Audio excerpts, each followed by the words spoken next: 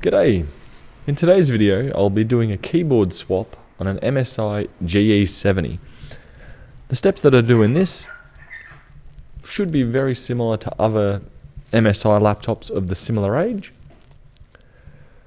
So to begin with, we're going to have to remove the back plastic cover, and for the hell of it we'll remove the battery too.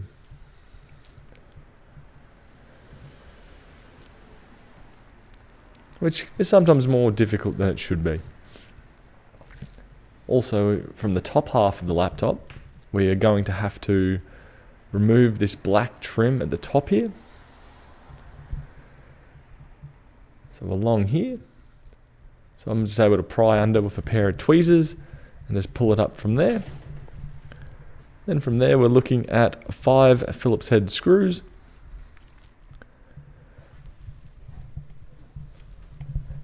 Now on this particular one, I did forget an extra step that does need to be done if you have the backlit variety of keyboards. But I do eventually do that in this video. So I'm just pushing the tweezers under the keyboard to pry it up. We've got the flex connector for the keyboard there, but then I've forgotten about the little LED RGB connector. So I'll close it up, flip it back over, and proceed to take out the remainder of the back bottom cover screws. So far everything in this one's all been Phillips head, so there shouldn't be really much concern about what screwdriver to use.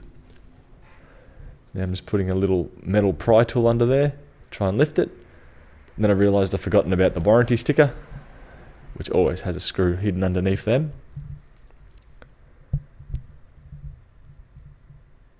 A bit more prying, and we're in.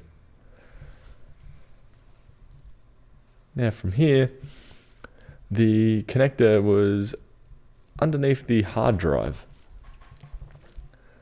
So then again, Phillips head screw, take out 2 of them.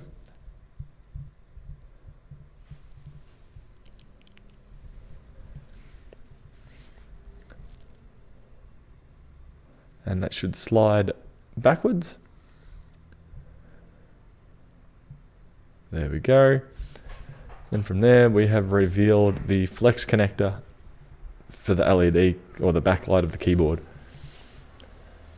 Now we'll try and zoom in. There we go. So this latch bit here, the brown pulls back. You should be able to pull the cord out like that.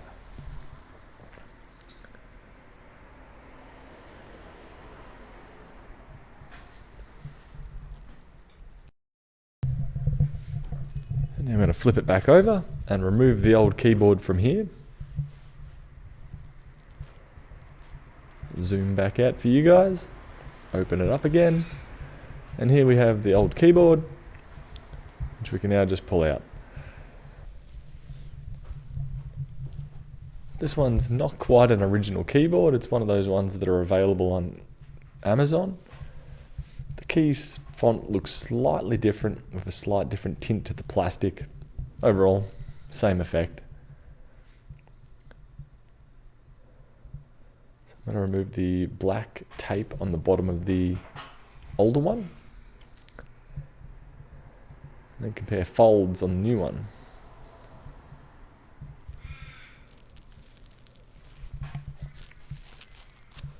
The tape itself should come off relatively easily.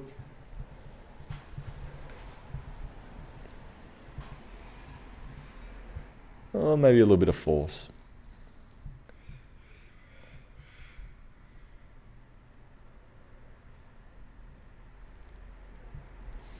Now I want to kind of trace out how the old one looks. Compare that to the new one.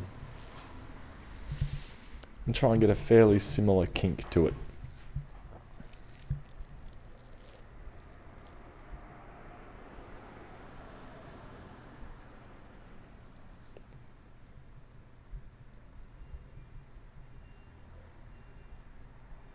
So with it folded over with the same angle as the older keyboard, pretty happy with that. So I'll proceed to reinstall the new keyboard. First of all, I'm going to what will I do here? I think I'll connect up the keyboard itself, and then I'll do the lights after. So on the keyboard you can see the white plastic, and then you can see the grey plastic. We want to pull that grey slider forward, slot the keyboard in, and then push it back. And the grey bit should clamp down against the white, and then squish that flex cable in the middle. So typically if you have installed a keyboard and you're not getting actually any activity, check this connector again. Now I'm just also going to feed through the RGB flex cable as well. I should just be able to lay it down 90 degrees, push the tabs in at the front, and from there I'm right to put the Phillips head screws in.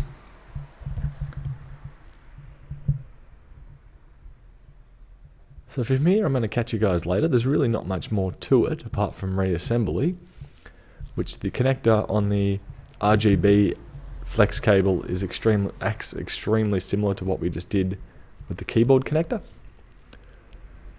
So the same steps are done there, and yeah, any dramas let me know in the comments, but hopefully all goes well, and I'll catch you guys in another video down the line. Bye.